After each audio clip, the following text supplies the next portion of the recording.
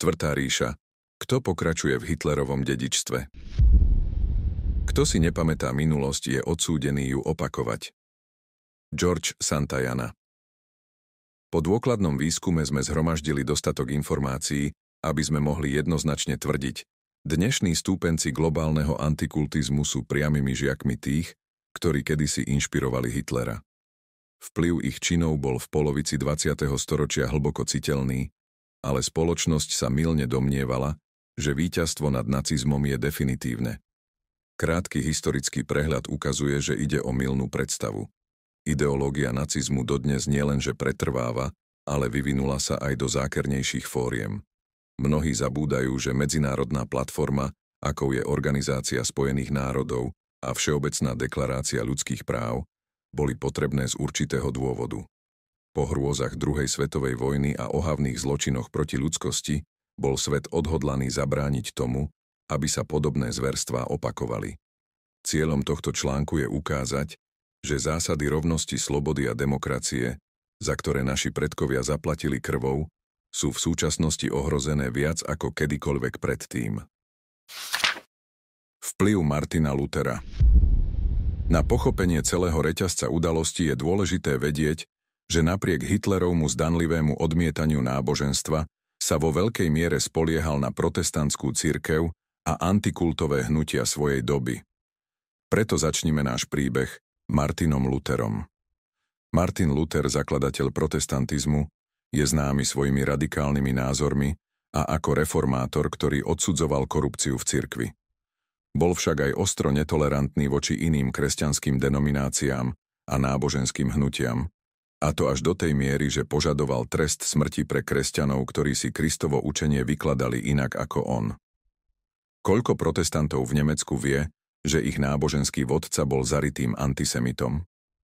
Luther tvrdil, že Židia sú prekliatým pre nemecký národ a navrhoval, aby sa na počesť Boha a kresťanstva vypálili ich synagógy a školy. Vyhlásil, že ak pokrstí Žida, dovedie ho k mostu, zavesí mu na krk kameň a hodí ho do vody. Tieto radikálne názory, ktoré položili základy protestantizmu, zohrali úlohu pri pestovaní a šírení nacizmu, ako sa dozviete neskôr. Hitler Luthera obdivoval a nazýval ho najvýznamnejším nemeckým géniom a protestantskí kňazi zasa začali podporovať Hitlerove myšlienky. Protestantskí pastori sú do veľkej miery zodpovední za rýchle šírenie a prijatie nacistickej ideológie medzi nemeckými veriacimi, keďže bola založená na skreslenej interpretácii protestantského a katolíckeho učenia. Ateistom bolo nakoniec zakázané vstúpiť do SS, elitnej nacistickej gardy. Preto boli Hitlerovými stúpencami často zbožní protestanti alebo katolíci. Hoci Hitlera výrazne ovplyvnili náboženské osobnosti, ktoré neskôr prijali radikálne názory a stali sa z nich zúriví bojovníci proti disentu, to znamená v modernom ponímaní antikultisti, je dôležité poznamenať, že vplyv nepochádza od samotných náboženstiev alebo ich doktrín, ale od jednotlivých osobností s ich radikálnymi názormi v rámci náboženskej štruktúry. Apologetické centrum. V roku 1921 evanjelická cirkev založila Apologetické centrum, Apologetische Zentrale, ktoré bolo predchodcom moderných antikultových organizácií. Oficiálne malo toto centrum monitorovať aktivity iných náboženských hnutí a informovať o nich evanjelickú cirkevnú obec. Hoci Apologetické centrum začalo zhromažďovať údaje o rôznych sektách, hnutiach, krúžkoch a iných združeniach. V roku 1932 sa vedúcim apologetického centra stal pastor Walter Kienet, antisemita z Bavorska a šéf-redaktor protestantskej publikácie Slovo a čin, Wort und Tat. Začala sa antikultová činnosť, to znamená boj proti nekresťanským hnutiam, ako sú antropozofia, darwinizmus, monizmus, špiritizmus, okultizmus a iné, ktoré evanjelická cirkev považovala za konkurenciu. Na túto tému sa písali prednášky, školenia a články. Myšlienky a metódy boli predovšetkým dedičstvom inkvizície. Dňa 26. apríla 1933 bola Spolkovému cirkevnému úradu v Berlíne predložená správa Waltera Kieneta Cirkev a židovská otázka, Die Kirche vor der Judenfrage in Deutschland. Vyzval v nej na odstránenie židovstva, ktoré označil za cudziu bunku v tele Nemecka. Táto správa mala najväčší vplyv na konečné schválenie politiky antisemitizmu. Dňa 16. decembra 1933 si Gestapo, Geheime-Staatspolizei, oficiálna tajná polícia nacistického Nemecka, všimlo a ocenilo prácu a metódy apologetického centra. Kienet sa tak spojil s Adolfom Hitlerom v úsilí o odstránenie židovského vplyvu. Kienet sa zároveň snažil eliminovať aj iné náboženské a politické menšiny. Vyjadril spokojnosť so záujmom Gestapa o jeho prácu a v správe pre ríšsku cirkevnú vládu napísal: Gestapo prejavilo veľký záujem o archív apologetického centra o sektách a o našu prácu proti slobodomyselnosti, marxizmu a bolševizmu. Gestapo vyjadrilo želanie viesť v budúcnosti spolu s apologetickým centrom boj proti ilegálnej slobodomyselnosti. Výmena materiálov medzi Gestapom a apologetickým centrom sa už začala. Od tohto momentu začalo apologetické centrum dodávať cisárskému ministerstvu vnútra, ministerstvu propagandy a Gestapu materiály o politických postojoch rôznych náboženských spoločenstiev. Apologetické centrum spolupracovalo aj s ríšskym ministerstvom propagandy, ktoré riadil Josef Goebbels, a ríšskym ministerstvom vnútra. Táto práca sa sústredila na vypracovanie materiálov proti Židom a sektám. Vytvárali sa zoznamy tzv. Siekt, to znamená všetkých združení, ktoré apologetické centrum považovalo za nebezpečné pre štátnu ideológiu, a tie sa ďalej rozširovali. Predstavitelia apologetického centra na čele s Walterom Kienetom tak urobili množstvo ohováračských pseudoodborných záverov. V dôsledku týchto ohováraní sa všetky takéto združenia, ako aj Židia, stali terčom nacistickej diktatúry a neskôr boli brutálne prenasledované, čo zahŕňalo aj posielanie členov týchto združení do koncentračných táborov. Historik Horst Junginger píše: Kým v roku 1931 bolo náboženských a nenáboženských ideologických spoločenstiev, o ktorých zhromažďovali údaje, asi 150 a o 2 roky neskôr asi 250, v roku 1936 bolo podľa archívnych zoznamov asi 500 spolkov a siekt považovaných za nebezpečné. Dôležité je tiež poznamenať, že brutálne metódy, ktoré Gestapo predviedlo počas druhej svetovej vojny, boli prevzaté od antikultových organizácií, najmä od apologetického centra, ktoré organizovala zradikalizovaná časť evanjelickej cirkvi. Radikálne názory cirkvi a neskôr aj apologetického centra sa sformovali dávno pred radikálnymi názormi dokonca aj samotného Adolfa Hitlera. Výskumníci preto konštatujú, že Hitler presne dodržiaval Lutherove pokyny proti Židom. Historici zdôrazňujú skutočnosť, že práve cirkevný antisemitizmus určil charakter nemeckých národných hnutí, teda samotného nacizmu. Radikálny vektor proti Židom a inak zmýšľajúcim bol teda určený dávno pred vznikom Gestapa. Zaujímavé je, že v roku 1933, hneď po svojom vzniku, začalo Gestapo preberať praktiky a vymieňať si dokumentáciu práve s antikultovým apologetickým centrom. Protestantskí pastori, ktorí zastávali radikálne názory, neustále vyzývali samotné Gestapo, aby sprísnilo svoje metódy voči Židom a disidentom. Napríklad v roku 1942 bavorský evanjelický luteránsky pastor Friedrich Auer dokonca požadoval od nacistickej vlády novú Bartolomejskú noc, počas ktorej by nebol ušetrený nikto z preživších Židov. Všimnite si však, že títo náboženskí vodcovia neboli za svoje nacistické výzvy stíhaní ani po vojne. Walter Kienet nebol na rozdiel od mnohých iných nacistov stíhaný za svoje antisemické názory alebo spoluprácu s Gestapom. Namiesto toho Kienet dostal Maximiliánov rád za vedu a umenie a Bavorský rád za zásluhy. V roku 1946 sa stal profesorom protestantskej teológie na univerzite v bavorskom Erlangene a bol mu udelený čestný titul cirkevný radca. Nebyť antikultistov, Hitler by nikdy nezačal vojnu, ale bol by vodcom strany, ktorá sa zasadzuje za rozvoj svojej krajiny. Strach, nenávisť Militantnosť a skreslené vnímanie svojho poslania Hitlerovi vštepovali antikultové organizácie.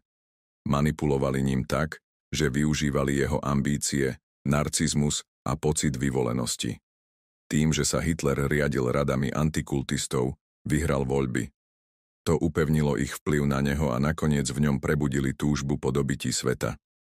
Zatiaľ, čo Hitlerov nacistický režim bol odstránený, nacizmus pretrval a tí, ktorí zorganizovali premenu vodcu robotníckej strany na Führera nacistického Nemecka, zostali nepotrestaní. Dnes vidíme, že podobné modely sa objavujú v Rusku pod vedením Ruskej asociácie centier pre štúdium náboženstiev a siekt Racirs. Neskôr sa budeme venovať línii prenosu poznatkov a tým, ktorí pokračujú v dedičstve globálneho antikultizmu. Spoločnosť s nacizmom neskoncovala. Po víťazstve nad nacizmom sa medzinárodné spoločenstvo spojilo a vytvorilo Organizáciu spojených národov s cieľom udržať a posilniť svetový mier a bezpečnosť a zabezpečiť, aby ľudstvo už nikdy nezažilo také hrôzy ako nacizmus. V tom čase mnohí verili, že nacizmus je navždy preč. V roku 1964 však tá istá protestantská cirkev v Nemecku oficiálne obnovila funkciu komisára pre sekty a otázky viery v rámci evanjelickej luteránskej cirkvi v Bavorsku a vymenovala do nej pastora Friedricha Wilhelma Haaca.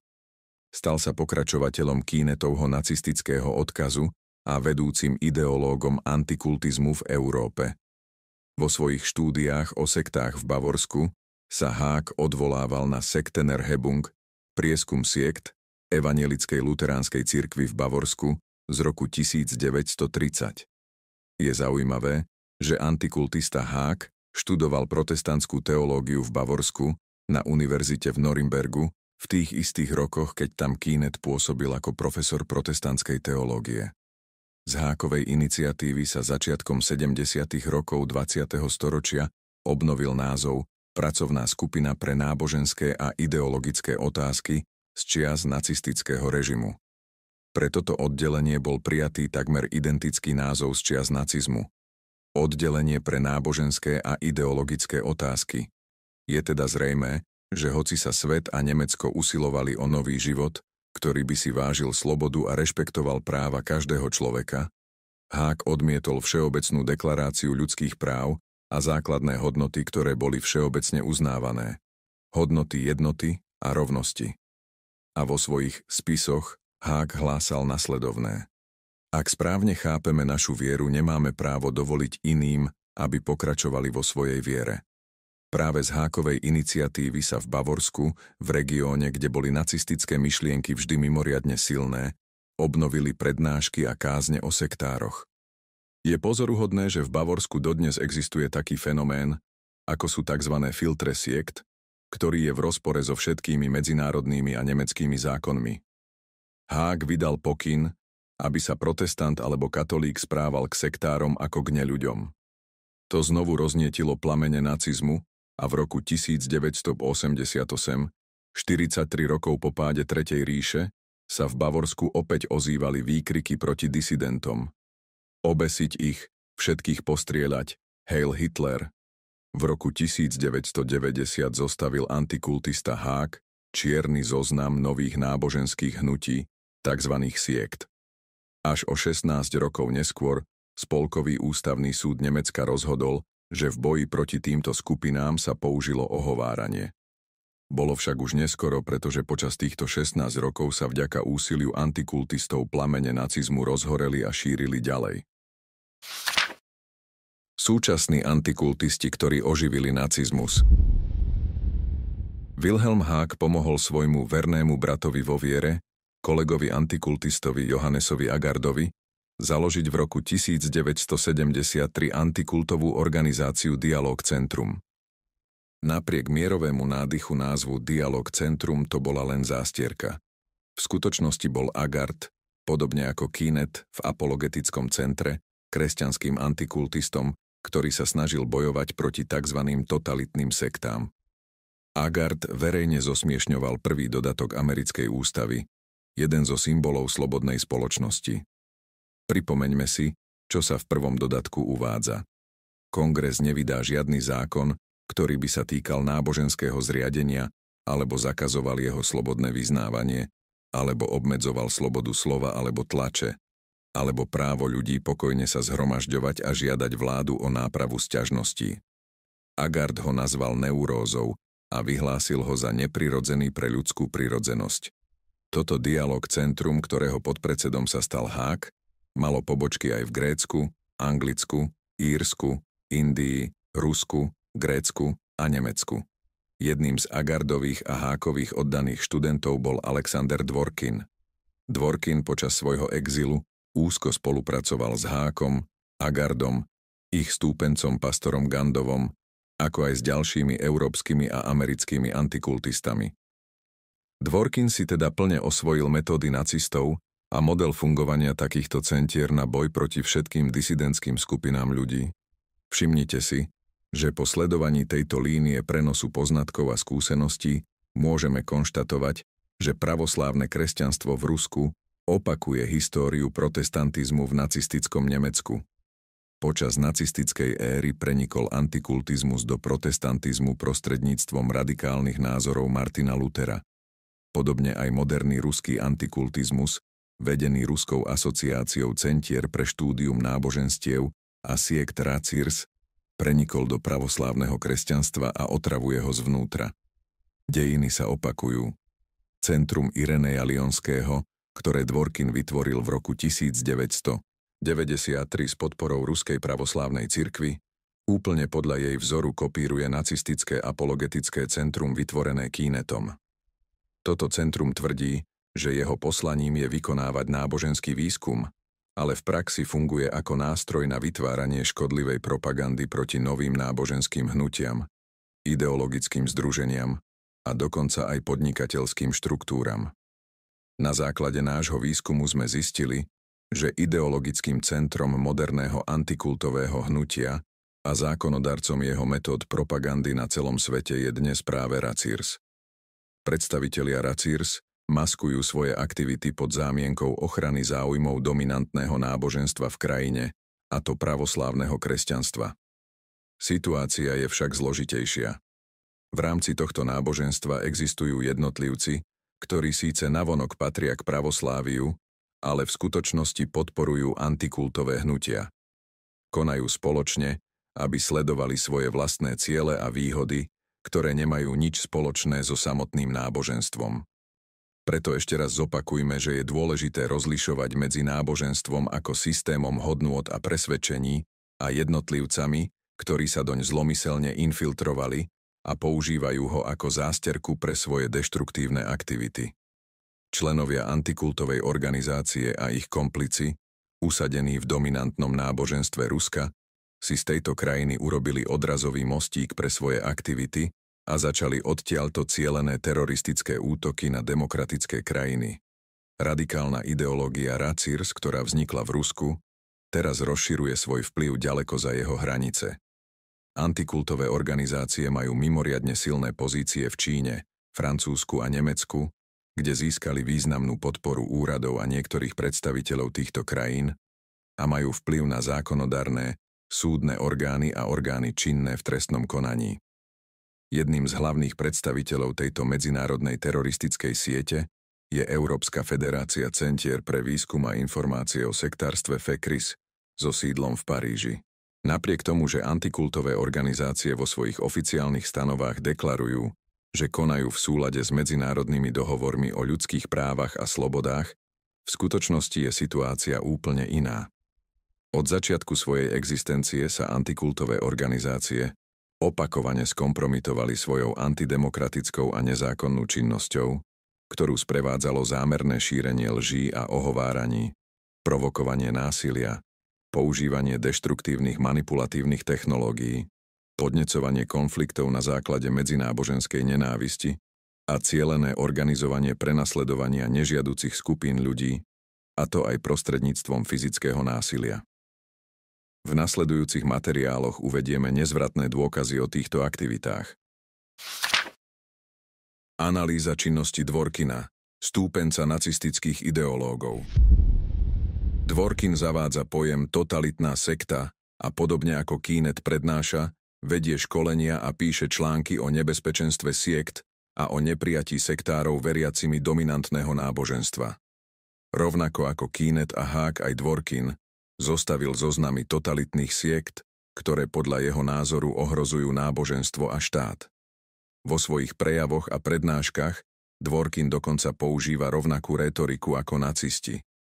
Haag vehementne odmietal Všeobecnú deklaráciu ľudských práv ako zbytočnú, zatiaľ čo Dworkin tvrdil, že dnešná slabosť Európy je priamym dôsledkom toho, že jej kresťanskú dušu nahradili akési univerzálne ľudské hodnoty, ktoré v skutočnosti nič neznamenajú. Keenet tvrdil, že židovstvo je cudzia bunka v tele Nemecka, ktorú treba odstrániť. Dworkin tvrdí, že sekty ničím neprispievajú k spoločnosti a vyčerpávajú ju ako rakovinový nádor, kým ju nezničia. Úryvok z rozhovoru s Dworkinom. Sekty neprispievajú spoločnosti ničím.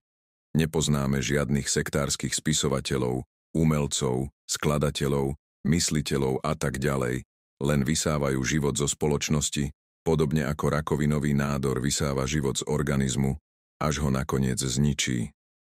Čierne zoznamy. Ďalšou metódou, ktorú moderné antikultové skupiny integrovali z nacizmu do modernej praxe, je vytváranie čiernych zoznamov organizácií a skupín, ktoré označili za sekty a ktoré by sa podľa nich mali zničiť. Antikultisti tieto zoznamy pravidelne aktualizujú o nové náboženské hnutia, ktoré sa stávajú terčom útokov. To sa samozrejme prezentuje ako nevyhnutné opatrenie pre bezpečnosť spoločnosti pred potenciálnymi hrozbami. Návrat do obdobia nacizmu poskytuje ďalšiu zaujímavú paralelu. Keď sa v Nemecku dostala k moci NSDAP, Nationalsozialistische Deutsche Arbeiterpartei, národno-socialistická nemecká robotnícka strana, a antikultisti sa k nej pridali, aby bojovali proti náboženským hnutiam, ktoré údajne predstavujú nebezpečenstvo pre národ, situácia náboženských menšín sa začala výrazne zhoršovať. V roku 1938 bola vydaná príručka na boj proti sektám, Richtlinien zur Bekämpfung des Sektenwesens, ktorá mala pre mnohých inak zmýšľajúcich neblahé dôsledky. Podľa príručky sa nebezpečenstvo siekt odhaľovalo nasledujúcimi spôsobmi. Bod 1. Vychovávajú svojich členov k egocentrizmu a ľahostajnosti voči všetkým otázkam týkajúcim sa ľudí a štátu. Bod 2. Potenciálna infiltrácia marxistami a komunistami. Bod 3. Zapojenie slobodomurárov, židov a medzinárodné prepojenia. Bod 4. Odmietanie skladať prísahu a používať nacistický pozdrav. Bod 5. Odpor voči všeobecnej brannej povinnosti. Bod 6. Odmietanie zastávať funkcie v štáte a hnutiach, Nemecký pracovný front, ochrana pred leteckými útokmi, nacistická sociálna organizácia a tak ďalej. Bod 7. Odmietnutie podpory podnikov a aktivít súvisiacich s vojenským režimom. Bod 8. Modlitby za zdravie. Bod 9. Vykorisťovanie a dehumanizácia ľudí. Bod 10. Odpor voči národno-socialistickej teórii rasy. Podobne Dworkin zverejnil zoznam organizácií, ktoré označil za deštruktívne kulty a totalitné sekty na webovej stránke Informačného a poradenského centra svätého Ireneja z Lyonu, ktoré vytvoril. Každá odsúdená organizácia má svoju stránku so zoznamom negatívnych publikácií z rôznych médií, ktoré po podrobnej analýze odhaľujú, že ich iniciátorom bolo samotné centrum. Štýl týchto publikácií o rôznych organizáciách je veľmi podobný. Sú plné identických emotívnych a odsudzujúcich titulkov a definícií, ako aj silne emocionálne nabitého jazyka, podobného nenávistným prejavom. Zámerné hanobenie a zobrazovanie cieľových skupín s pretrvávajúcimi dehumanizujúcimi obrazmi, ako sú zombi, násilníci, otroci, zveri a iné dehumanizujúce epitetá. Nacisti svojho času používali podobnú rétoriku na dehumanizáciu Židov. Takéto zoznamy možno nájsť aj na webových stránkach iných antikultových organizácií. V týchto zoznamoch sa okrem náboženských skupín nachádzajú aj názvy mnohých sekulárnych organizácií vrátane rôznych lekárskych, športových, spoločenských, výskumných a vedeckých subjektov. Celkovo už antikultisti po vzore praktík nacistického Nemecka označili za sektárov milióny ľudí. To dokazuje neuveriteľne veľký rozsah kampaní prenasledovania nevinných ľudí, ktoré na celom svete spustili antikultové hnutia. Hlavným cieľom týchto zoznamov je poukázať spoločnosti, orgánom činným v trestnom konaní a úradom na údajne nebezpečné protispoločenské živly, proti ktorým treba bojovať s cieľom ich úplného odstránenia. Dôsledky vytvárania takýchto zoznamov možno pozorovať počas nástupu nacizmu v Nemecku. Heydrichova smernica. Známa smernica, ktorú podpísal Reinhard Heydrich, šéf vnútornej bezpečnosti v nacistickom Nemecku, stanovila postup na potlačenie určitých náboženských skupín a siekt, ako aj zatýkanie a posielanie všetkých osôb, ktoré sa k nim hlásia, do koncentračných táborov. Smernica obsahuje tieto riadky. Okamžité opatrenia budú prijaté proti organizáciám, klubom, združeniam a krúžkom, ako aj proti jednotlivcom. Všetky organizácie, kluby, združenia, krúžky a tak ďalej. Všetky bez výnimky budú vyčistené. Dostupné materiály, ako sú zoznamy adries, spisy, korešpondencia, vybavenie, okultné predmety, písacie potreby a akýkoľvek existujúci majetok, budú skonfiškované, budú rozpustené a zakázané. Súčasne sa vykonajú domové prehliadky u vedúcich členov krúžkov, ako aj u osôb podozrivých z držby takýchto materiálov. Osoby oddané tajným náukám a vedám budú vo všetkých prípadoch zatknuté. Ich činnosť bude pod hrozbou najtvrdších opatrení štátnej polície zakázaná. V každom prípade musia byť poslaní do koncentračného tábora. Táto akcia sa musí uskutočniť v celej ríši, podľa možnosti medzi 7 a 9 hodinou. Záver. Podobne ako antikultisti v období nacistického Nemecka, aj Dworkin a prepojená sieť antikultových skupín poskytujú úradom materiály o predstaviteľoch tzv. Siekt. Dworkinovo centrum vydáva ohováračské odborné posudky o povahe rôznych skupín, čím podnecuje úrady k ich vyšetrovaniu a začatiu trestného konania. Toto ohováranie nevinných ľudí v Rusku, podobne ako v Tretej ríši, už viedlo k brutálnym perzekúciám a fyzickým útokom na občanov. Myšlienky propagované Dworkinom odrážajú tú istú ideológiu nacistov, ktorú vyjadrili Haag, Kinet a Hitler. Nenávisť k odlišnému názoru, netolerancia, odmietanie pacifizmu a ospravedlňovanie násilia. Tento Dworkinov príklad je len jedným z mnohých antikultistov, ale stačí na ilustráciu ich priameho prepojenia s nacizmom. To, čo ste si prečítali vyššie, sú priame dôkazy toho, že nacizmus nikdy nezanikol, iba sa transformoval, prispôsobil sa novým vonkajším okolnostiam. Vidíme však priamu líniu prenosu poznatkov, skúseností a metód zaobchádzania s odlišnými skupinami ľudí s ich úplným vykorenením. Predstavitelia globálneho antikultizmu využívajú všetky nacistické praktiky, ale rozšírili a zdokonalili ich pre svoje ciele.